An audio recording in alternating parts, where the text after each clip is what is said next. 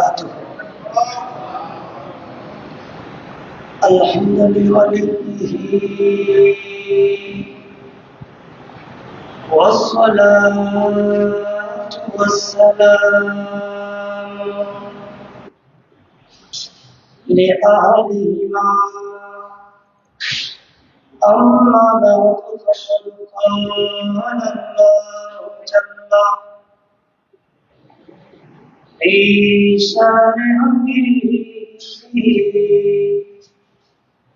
آمنا ومخبرا إن الله وملائكته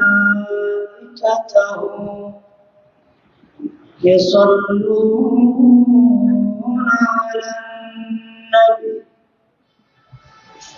يا أيها الذين آمنوا صلوا عليه وسلموا تسليما.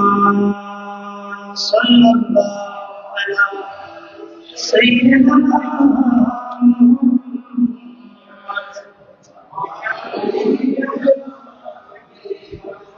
صلى الله على سيدنا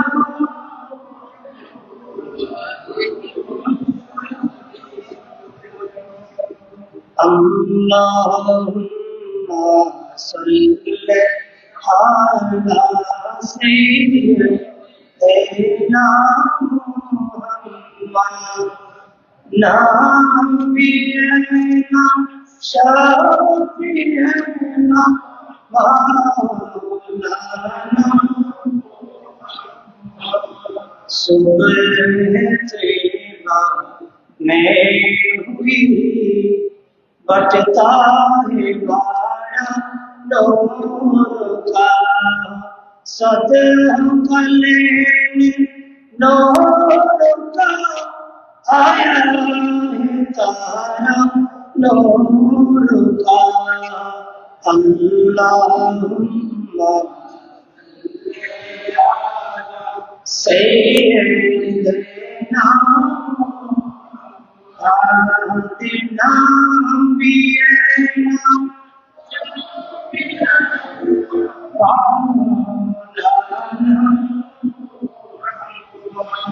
मैं तो दातू भाषा बरदे पियाना नूर का नूर बिंदु नहाते दिन डाले सदका नूर का अल्लाहुम्मा सल्ली अला सय्यिदना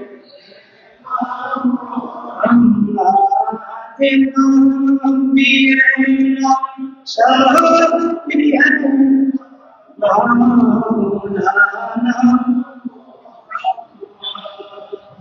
बिस्मिल्लाहिर्रहमानिर्रहीम या अय्युहन नबी जाहिदिल कुफ्फार वल मुनाफिकीन वग़्लिज़ अलैहिम व इज़ा क़ाल सुब्हानहु व तआला क़द जाअकुम मिनल्लाहि नूर इला आखिरिल आया सदक़ल्लाहु मौलाना अज़ीम व बल्लग़ना रसूलुहुन नबिyyुल हबीबुल करीम व नहनु अला ज़ालिका लमिनश शाहिदीन वश-शाकिरीन वल्हम्दुलिल्लाहि रब्बिल आलमीन मौलाया सल्लि व सल्लिम दाइमन अबदा अला हबीबिका खैरिल खल्क़ि कुल्लिहिम मुहतरमुल मकाम वाजिबुल इहतराम ঐতিহ্যবাহী আমার মাদ্রাসা বাইতুর রহমান জামে মসজিদ আয়োজিত 10 ঈদ মিলাদ নবী সাল্লাল্লাহু আলাইহি ওয়াসাল্লাম উদযাপন উপলক্ষে ভারতের ব্যাপী মাহফিলের আজ অষ্টম দিবস। আমাদের মাহফিলের সভাপতিত্ব করছেন পত্র মসজিদের সম্মানিত ইমাম মুহতারাম ওয়া মুকাররমিন হযরতুল হাজ আল্লামা নুরুল সৈয়দ নুরুল আমিন আল কাদেরী জিদা মজদুহু এবং আমাদের মাঝে উপস্থিত আছেন হামদিয়া হুসাইনিয়া রাজাবিয়া দাখিল মাদ্রাসার প্রবীণ উস্তাদুল উলামা হযরত আল্লামা নাসিরউদ্দিন আল কাদেরী জিদা মজদুহু ওয়াশাকু সমবেত বেরাদার ইসলাম রাহিমানি ওয়া রাহিমাহুল্লাহ। আসলে ঈদে মিলাদুন নবী রাসূল পাককে কেন্দ্র করে মাহফিল করা, এটা আমাদের সামান্য কোনো দুই চারটা কথা নয়, যে মাহফিলকে সর্বপ্রথম রব্বুল আলামিন হাকিমুল হাকিমিন আল্লাহ তাআলার সভাপতিত্বে সমস্ত কায়নাতের আম্বিয়াদেরকে একত্র করে যে মাহফিলটা সাজিয়েছেন, ওই মাহফিল আর কোনো মাহফিল নয়, তার প্রিয় হাবিব দানায়ে গুয়ুব সরওয়ারে দো জাহান বায়াসে কোনমকা আমাদের আপনাদের শাফাআতের কান্ডারি রাহমাতুল্লিল আলামিন নবীর দুনিয়ার জমিনে তশরিফ আনয়ন করবেন।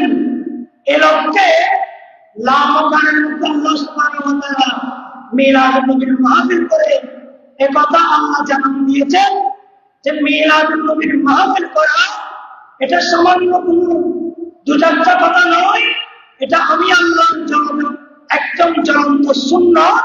মিলাদুন নবীর মাহফিল করা এটা মহব্বতে বলুন সুবহানাল্লাহ। কোরআনে পাকের মধ্যে আছে সূরা আল-ইমরান 81 নম্বর আয়াতে কারিমার মধ্যে ওয়াইদ আখাযাল্লাহু মিসাকান নাবিয়িনা লামা আতাইতুকুম মিন কিতাবিন ওয়া হিকমা সুম্মা জাআলাকুম রাসূলুন মুসাদ্দিকুল লিমা মাআকুম লা তু'মিনুনা বিহি ওয়া লা তানসুরুনা ইলা আখিরিল আয়াত।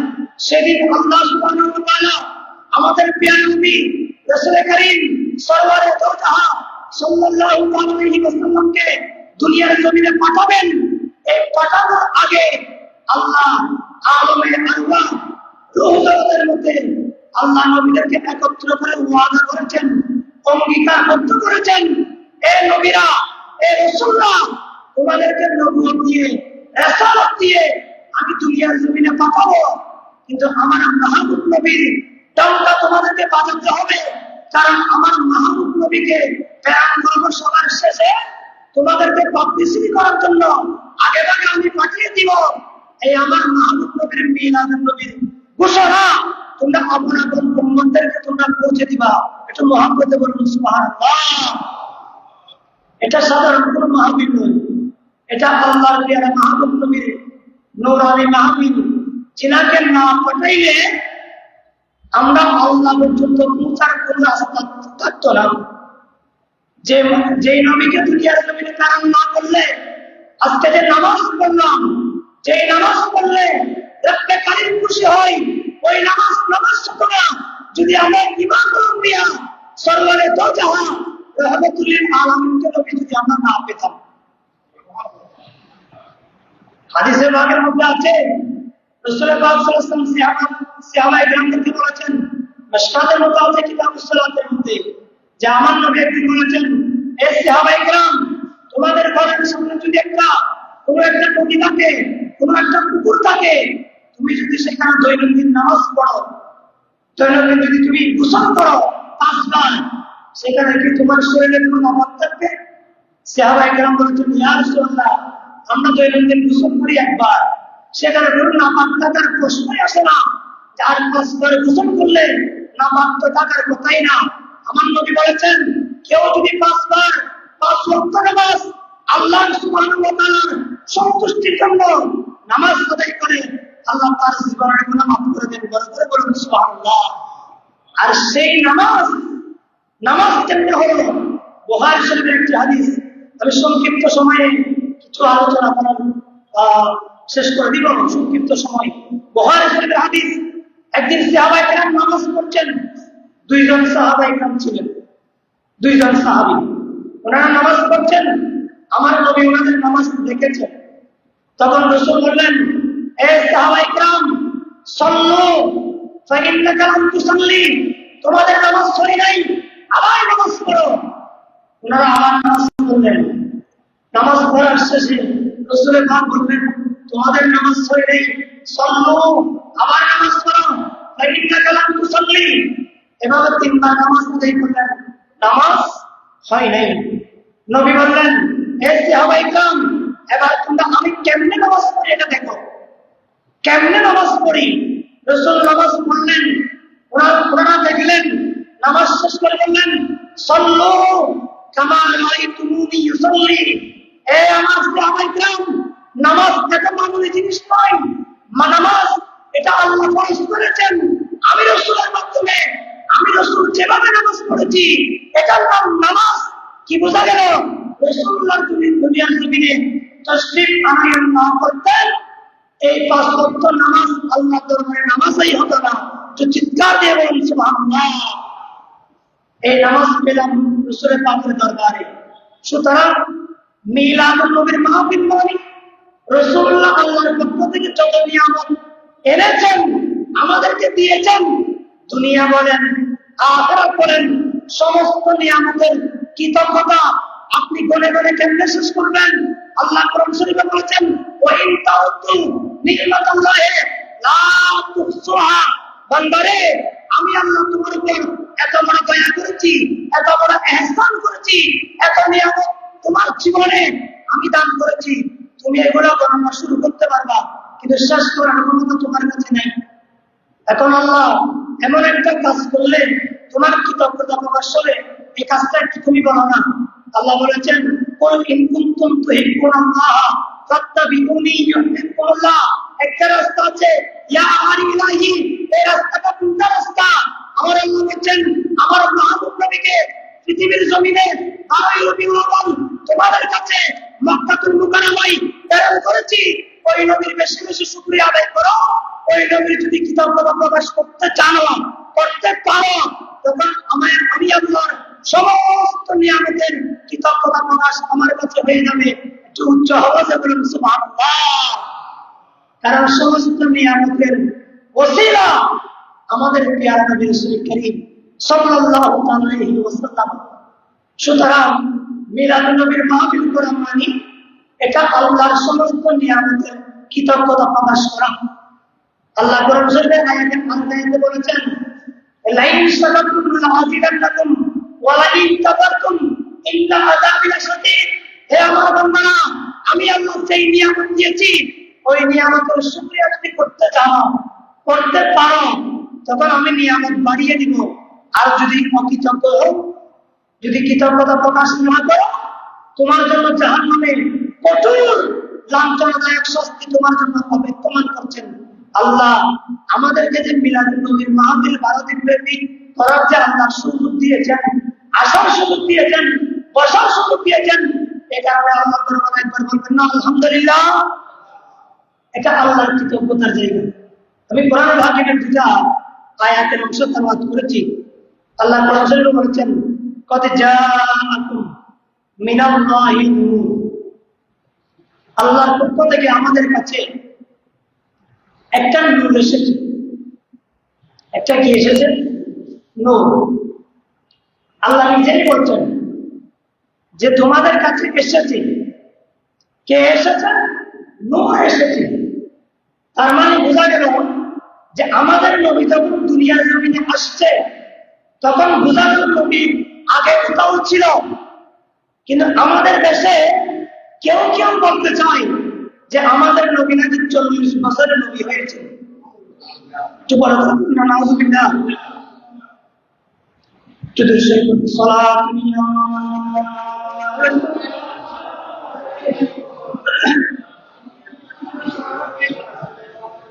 আর কে মুস্তাফা মানে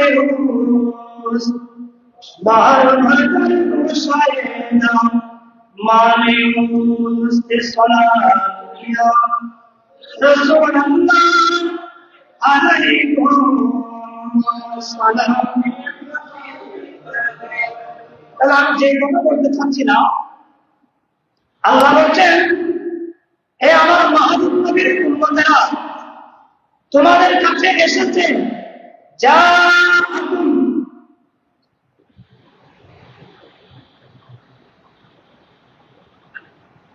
আল্লাহ বলছেন যা আকুম মিনাল্লাহি, আমি আল্লাহর পক্ষ থেকে এসেছে নূরুন, একটা নূর। তাহলে আল্লাহ থেকে আসছে। হাদিসে পাকের মধ্যে যখন আপনি যাবেন, বিশেষ করে সৈয়দুল মুহাদ্দিসিন, হুজ্জাতুল মুহাদ্দিসিন আল্লামা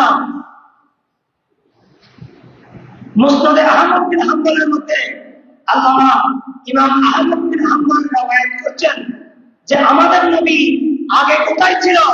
আমাদের নবী নিজেই বলছেন কুনতু নাবিয়ান ওয়া আদামু বাইনাল মাই ওয়াত তিন, আমি নবী তখন নবী ছিলাম যখন আদম আলাইহিস সালাম, এখনো আদম আলাইহিস সালাম হইলেন, ওনাকে এখনো বানানো হয় নাই, উনি এখনো পানি ছিল, উনি এখনো মাটি ছিল, যে আপনাদের মধ্যখানে ছিল। আমার নবী বলছেন আমি তখনও ইমামুল আম্বিয়া রাহমাতুল লিল আলামিন হিসেবে আল্লাহ আমাকে বানিয়েছেন, আমি তখনও ছিলাম। একটু মহব্বতে বলুন সুবহানাল্লাহ। তাহলে আমাদের নবী সেখানে ছিলেন, আল্লাহর কাছে ছিলেন, সেখান থেকে দুনিয়ার জমিনে আসছেন। কেমনে আসছেন? মা আমিনা রাদিয়াল্লাহু তাআলা হাদিসে পাকের মধ্যে রওয়ায়াত, মুসনাদে আহমদ বিন হাম্বলের মধ্যে রওয়ায়াত করছেন, মা আমিনা বলছেন আমার সন্তান যেদিন দুনিয়ার জমিনে দৃষ্টি পেরেছেন, আমি দেখেছি ইন্নী রাত হিনা আদাল্লাহু উসুলুশ শাম আও কামা ক্বালা আলাইহিস সালাতু ওয়াস সালাম। মা আমিনা বলছেন আমার গর্ভ থেকে যখন আমার কলিজার টুকরা সন্তান দুনিয়ার জমিনে এসেছে, আমি দেখতে পেলাম আমার পেট মুবারকের ডান পার্শ্ব থেকে একটা নূরের অংশ দুনিয়ার জমিনে এসেছেন। আমি তখন দেখলাম আমার সন্তানের দিকে দেখছি উনি জান্নাতি পোশাক অবস্থায় এসেছেন। সুবহানাল্লাহ। কি পোশাক অবস্থায়? জান্নাতি। রাসূলুল্লাহর চুল মুবারক লম্বা ছিল, মাঝখানে একটা সীতা মুবারক ছিল। আল্লাহর প্রিয় মাহবুব নবী দুনিয়ার জমিনে এসে আল্লাহর দরবারে সিজদা করেছেন, সিজদা করে বলেছেন আল্লাহু আকবার কবীরা সুবহানাল্লাহ বুকরাতান ওয়া আসিলা। কি বাণী!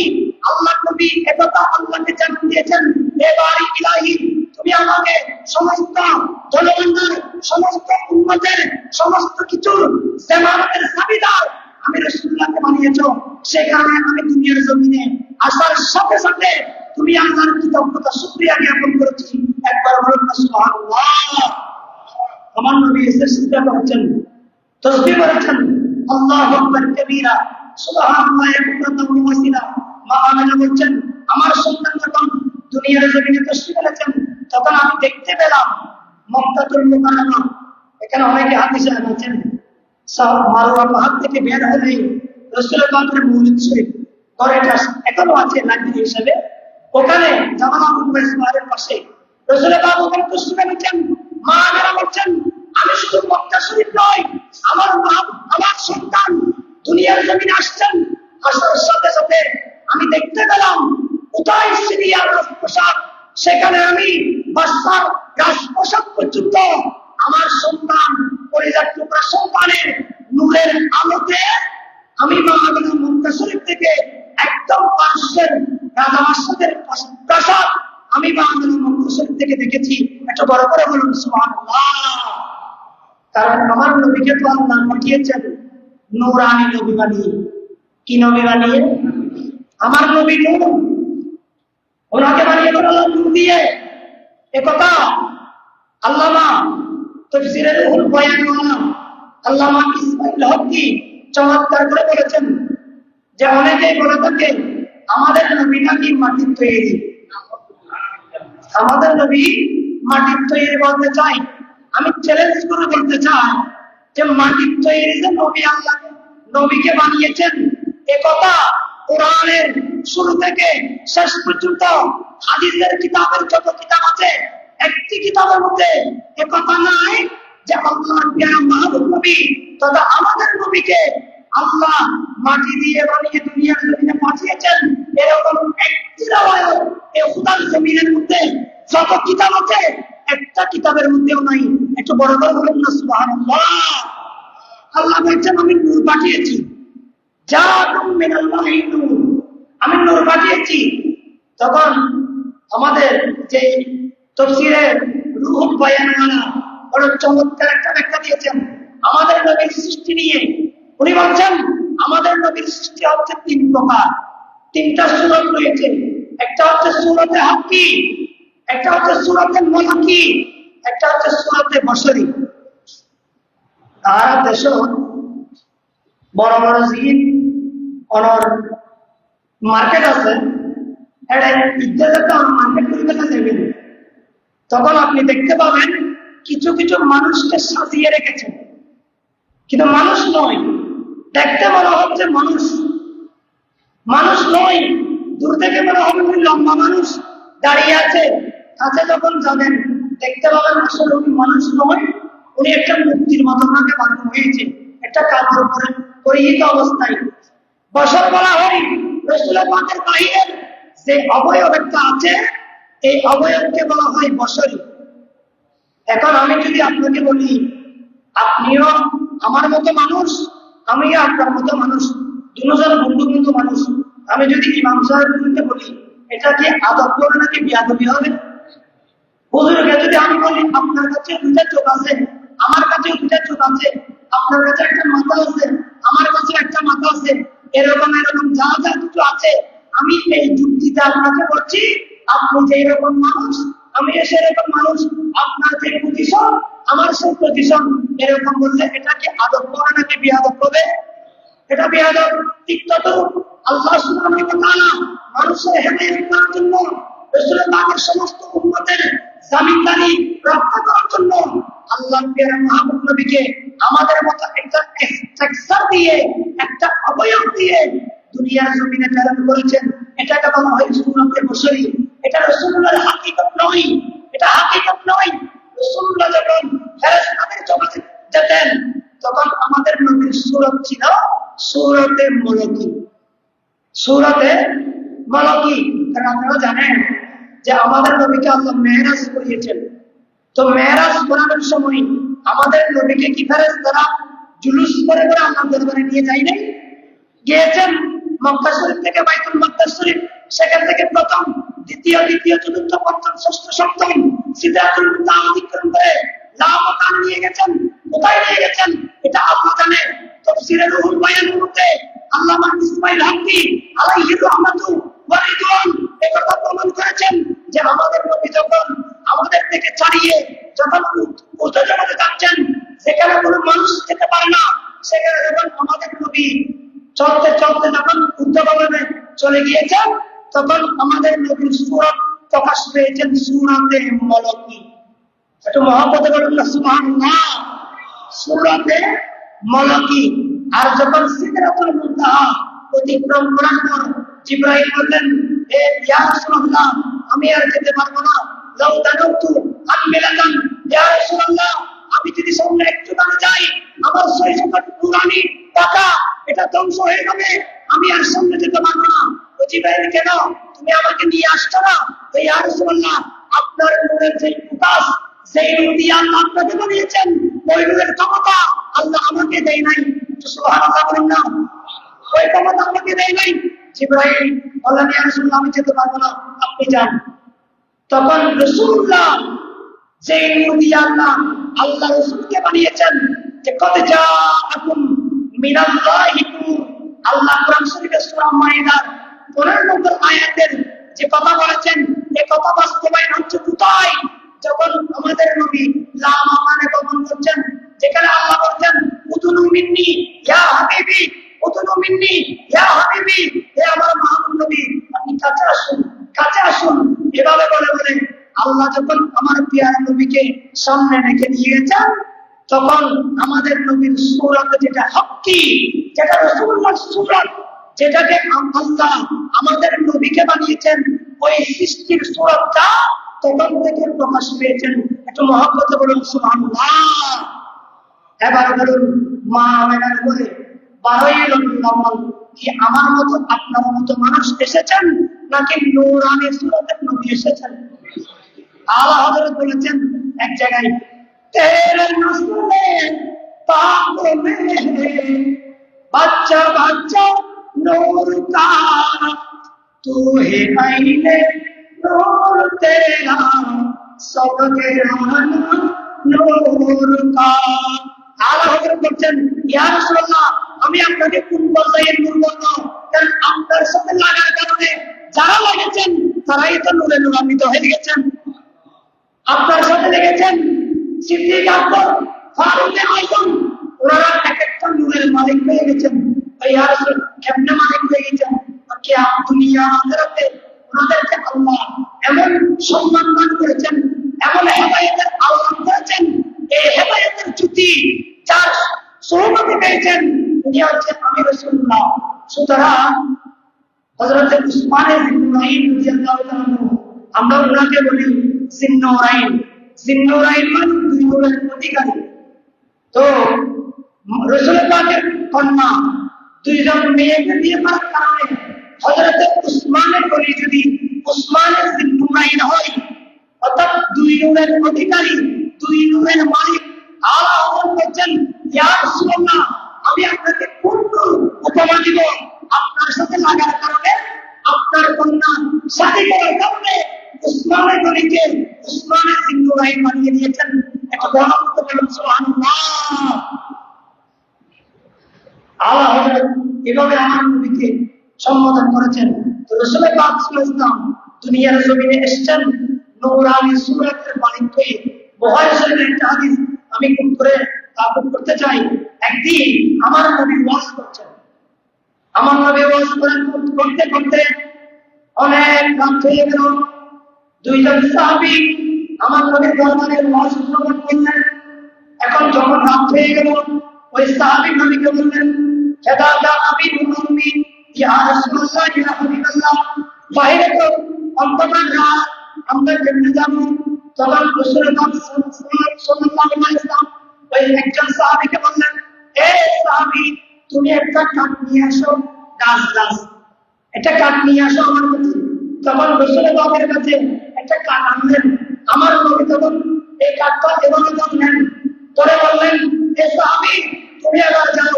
অন্ধকার সময় তুমি আবার চলে যাও তুমি বাইরে চলে যেতে পারবে সুবহানাল্লাহ দেখুন সাহাবীর বিশ্বাস কিরকম সাহাবীর আকীদা কিরকম সাহাবী নবীর কাছে চেয়েছেন লাইট বাইরে অন্ধকার আর নবী ওনাকে দিয়েছেন একটা কাঠের টুকরা সাহাবী আর প্রশ্ন করে নাই ইয়া রাসূলুল্লাহ আপনার কাছে চেয়েছেন লাইট আপনি দিলেন কাঠ মুআমালা তো বুঝি নাই এ কথা বলে নাই কারণ সাহাবীর বিশ্বাস ছিল রাসূলুল্লাহর কাছে সাহাবী যে সময় যে মুহূর্তে যেটা চাইতে গেল আল্লাহর নবী এটা দেওয়ার ক্ষমতা আল্লাহ দিয়ে আমাদের নবীকে বাড়াই নবী পাঠিয়েছেন মহব্বতে বলুন সুবহানাল্লাহ এই বিশ্বাস সাহাবী আছে এখন মুআমালা দেখেন ওই সাহাবী যখন রাসূল থেকে ক্রস করে যখন যাচ্ছে দেখতে পেলেন ওই গাছ থেকে অটোমেটিক নূর বের হচ্ছে আলো হচ্ছে ওই গাছের আলোতে উনি আর অন্ধকার সেটা বুঝতে পারছে না উনি আর বুঝতে পারছে না উনি যেদিকে রেখা দিচ্ছেন এভাবে একটা উন্নত মানের লাইট হয়ে ওনাদের রাস্তা আলোকিত করে করে ওনারা চলে যাচ্ছেন বুখারী শরীফের রাওয়ায়াত এখন বর্ণনা করবেন একজন সাহাবীর বাড়ি হচ্ছে উত্তর দিকে ওদিকে ফতিয়াবাদ আরেকজন সাহাবীর বাড়ি হচ্ছে অক্সিজেন মনে করেন এখন লাইটটা আছে একটা সুবহানাল্লাহ বলেন বুখারী শরীফের হাদিস কেন এখন রাসূলুল্লাহ কাট দিয়েছেন একটা এখন সাহাবী কয়জন ওনারা এত চালাক সাহাবী কারণ ওনারা তো আমার নবীর পরশ পেয়েছেন ওনাদের ভিতরে কাশফ ছিল উনি বলছেন একজন সাহাবী আরেকজনকে বলছেন তুমি একটা কাঠ নিয়ে আসো উনি একটা কাঠ নিয়ে আসলেন কাঠ এনে ওই সাহাবীর আকীদা দেখেন রাসূলের হাত মুবারকে যে কাঠের টুকরা হাতে লেগেছিল ওই কাঠ আরেকটা তালাশ করে এনে এই কাঠের সাথে লাগালেন লাগিয়ে একজন সাহাবী অপর সাহাবীকে বললেন এ সাহাবী তুমি তোমার বাড়িতে চলে যাও আমি আমার বাড়িতে চলে যাব এখন কাঠ কয়টা হলো রাসূলের হাতে লেগেছিল একটা আর একজন সাহাবী আরেকজন সাহাবী আরেকটা তালাশ করে এনে দুইটা লাগালেন, এখন একজন এদিকে চলে যাচ্ছে, অপরজন এদিকে চলে যাচ্ছে। কি বোঝা গেল? ওরা যেতে যেতে চলতেছেন, ওইদিকে দেখতে পেলেন ওই কাঠ রসুলের হাতে, কাঠ থেকে যেরকম আলো বের হয়েছে, আর ওই কাঠের সাথে যেই কাঠ লাগালেন ওই কাঠ থেকে ঠিক ততটুকু সেভাবে আলো বের হতে লাগলেন। একটু মহব্বতে বলুন সুবহানাল্লাহ। এবার তার যদি বলেন যে আমাদের নবী আমাদের মতো, এটা কি আক্কেলওয়ালা ব্যক্তির কাজ হবে না বিআক্কেলওয়ালা ব্যক্তির কাজ হবে? এটাই বলেছেন আল্লাহ, আমার মাহবুব নবীকে তোমাদেরকে নূর বানিয়ে পাঠিয়েছি। সূরা ইব্রাহিম আয়াত নম্বর 5, এখানে আল্লাহ সুবহানাহু ওয়া তাআলা ইরশাদ করেছেন যে মূসা কালিমুল্লাহকে আমি একটা দায়িত্ব দিয়েছি। কি দায়িত্ব? আন আখরিজ কওমাকা মিনাস যুলুমাতি ইলান নূর। মূসা কালিমুল্লাহকে পৃথিবীর জমিনে আমি আল্লাহ প্রেরণ করেছি ওনার সমস্ত উম্মতদেরকে জাহান্নামী রাস্তা থেকে জান্নাতের রাস্তা দেখাবার জন্য, অন্ধকার রাস্তা থেকে হেদায়েতের রাস্তা দেখাবার জন্য। মূসা কালিমুল্লাহকে আল্লাহ বলেছেন আমি ওনাকে হেদায়েতের রাস্তা দেখাবার জন্য পাঠিয়েছি। আর আমাদের মাহবুব নবীকে কেন পাঠিয়েছেন জানেন? সূরা আল ইমরান আয়াত নম্বর 129 মনে হয়, এটা সংখ্যাটা আমার জন্য গালে। তো ওখানে বলা হচ্ছে আমাদের নবীকে আল্লাহ কেন পাঠিয়েছেন? আল্লাহ বলছেন কুনতুম সাফা হুফরাতিন মিনান নার, হে আমার মাহবুব নবীর উম্মতেরা, তোমরা আইয়ামে জাহিলিয়াতে তোমরা গুনাহ করতে করতে, পাপ করতে করতে তোমরা একেবারে জাহান্নামের মধ্যে পড়ে যাচ্ছ। কুনতুম আলা সাফা হুফরাতিন মিনান নার, তোমরা জাহান্নামে চলে যাচ্ছ। ওইদিকে মূসা কালিমুল্লাহকে আমি পাঠিয়েছি অন্ধকার রাস্তা থেকে জান্নাতের রাস্তা দেখাবার জন্য। আর আমার মাহবুব নবী ইমামুল আম্বিয়া, আমাদের নবী, আপনার নবী, দো জাহানের বাদশা নবী, সরওয়ারে দো জাহান, বয়সে কম কথা, ওনাকে কেন পাঠিয়েছেন জানেন? জাহান্নাম থেকে ধরে ধরে জান্নাতবাসী করার জন্য। মুহাম্মদ রাসূলুল্লাহ মুজিজা, রাসূলুল্লাহ আল্লাহ কি দায়িত্ব দিয়েছেন? আজকে মিলাদ নবী কেন করছি? রাসূল এসেছেন আমাদের মতো জাহান্নামীদেরকে জান্নাতি করার জন্য। সেজন্য বুখারী শরীফের আমার বাবুস সামাতের মধ্যে একটা হাদিস আছে, আমার রাসূল পাক সাল্লাল্লাহু আলাইহি ওয়াসাল্লাম বলেছেন আমার কোন উম্মত আশিক উম্মত যতক্ষণ পর্যন্ত জাহান্নামে থাকবে আমি রাসূলুল্লাহ উনাকে পেলে জান্নাতের মধ্যে যাব না। কি বোঝা গেল? বুখারী শরীফের অনেক লম্বা হাদিস, বাবুস সামাত, আমাদের নবী সিজদায় যাবেন, এখান থেকে বলবেন ইরফা রাসা সালতুতা তুশাফা ওয়াশফা তুশাফা, হে আমার মাহবুব নবী আজকে সিজদার জায়গায় নয়, আমি আপনাকে বায়ুল বিরামান দুনিয়ার জমিনে প্রেরণ করেছি আপনি জাহান্নামীদেরকে জান্নাতি ওয়ালা করানোর জন্য। এটা তো আমি কোরআন শরীফে অনেক আগে ওয়াদা করেছি। সুতরাং আজকে চিন্তা করার দরকার নাই, আপনি উঠুন, আপনার মাথা উত্তোলন করুন, সাল আপনি আমার কাছে চান, তুতা আপনাকে দেওয়া হবে, ইসফা আপনি আমার কাছে সুপারিশ করেন, তুসাফা আপনার সুপারিশ কবুল করা হবে। আর আল্লাহ রাসূলকে প্রশ্ন করেন আপনি কি চান? ইয়া রাসূলুল্লাহ আপনি আমার উম্মতের আমলনামা আমাদেরকে দিয়ে দেন, আমাকে দিয়ে দেন, আমি আমার উম্মতদেরকে নিয়ে জান্নাতে চলে যাব। সেদিন রাসূল পাক সাল্লাল্লাহু আলাইহি ওয়াসাল্লাম সেই সিজদার বরকতে আল্লাহ লক্ষ লক্ষ কোটি কোটি উম্মতদেরকে রাসূলুল্লাহ সত্যাই আল্লাহ আমাদের মতো পাপীদেরকে জাহান্নাম থেকে বাঁচিয়ে জান্নাতি ওয়াদা করবেন। আল্লাহ এই মিলাদুন নবীর যে মাহফিল, যে রুমুজাত ফিউজাত, এটা মাপার মতো ক্ষমতা আল্লাহর জমিনের মধ্যে রাসূলুল্লাহ ছাড়া একজন উম্মতকেও নেই নাই। তা আমাদের কাজ কি? রাসূলুল্লাহ আসছেন, রাসূল পাকের তাজকিরা করা, রাসূল পাকের জিকির করা, রাসূল পাকের সিফাত নিয়ে আলোচনা করা, রাসূল পাক কেমনে আসছেন, কেন আসলেন, রাসূল পাকের মানদণ্ড কি। আমি যে আয়াতুল কারিমা তেলাওয়াত করেছি ওটা বলে আমি শেষ করছি।